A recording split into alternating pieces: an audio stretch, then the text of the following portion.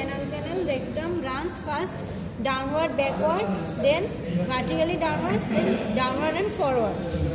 Anorectal junction এই যে আর জাংশনটা band forward মানে সামনের দিকে ফরওয়ার্ড থাকবে ফর দ্য পিউবেরেক্টাল স্লিং অফ লেভেটর অ্যানাইমাস শেষ রেক্টাম পরে রেক্টাম অ্যানাল ক্যানালটা বলে ফেলি অ্যানাল ক্যানাল রেক্টামটা বলা যায়। আচ্ছা বল রেক্টামে দুই টাইপের ফোল্ড থাকে, একটা পার্মানেন্ট মিউকোজাল ফোল্ড আর এটা হচ্ছে টেম্পোরারি মিউকোজাল ফোল্ড। পার্মানেন্টটা থাকবে হচ্ছে এগুলো হস্টনস ভালভ বলে,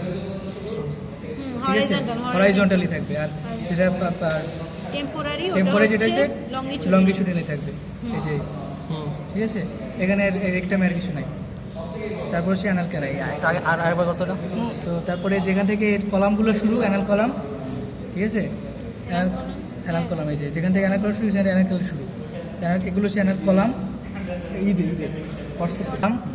এই যে কলাম দুটো অ্যানাল কলাম মাঝখানে অ্যানাল সাইনাস, ঠিক আছে, পেপিলা আছে না? হ্যাঁ পেপিলা বলতেছি। অ্যানাল কলাম যেখানে শেষ হবে এখানে এরকম একটা পেকটিনিয়াল লাইন, পেকটিনিয়াল ফর্ম করবে, আর যেখানে শেষ হবে এখানে বলবে অ্যানাল ভালভ, সাইনাসে যেখানে শেষ হবে অ্যানাল ভালভ। আর একটা মিউকোজাল প্রজেকশন থাকে পেপিলা, ছোটো ছোটো মিউকোজাল, এটাকে বলে অ্যানাল পেপিলা, সব কিছু দেখা যায় না, ঠিক আছে। তো এটা হচ্ছে পেকটিনিয়াল লাইন আর হচ্ছে হিলটনস হোয়াইট লাইন। এই দুইটা অ্যানাল কলাম ক্যানালকে তিনটে ভাগে ভাগ করবে, আপার part, middle part, lower part, ঠিক আছে। আপার পার্ট এটা, মিডল পার্টকে পেকটিন বলে, আর লোয়ার পার্ট তো লোয়ার পার্ট, ঠিক আছে।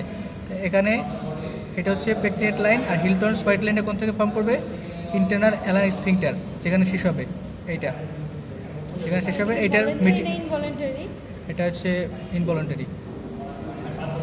ইন্টারনাল অ্যালান স্ফিংটার যেখানে শেষ হবে সেটাকে বলে হোয়াইট লাইন। এটা আরেকটা নাম হচ্ছে ইন্টারনাল স্ফিংটার, ইন্টারস্ফিংটারিক লাইন আর কি, ঠিক আছে। আর এই পেকটিনের জায়গায় থাকবে ভেনাস প্লেক্সাস, এখানে হিমোরয়েড ফর্ম করে, ঠিক আছে।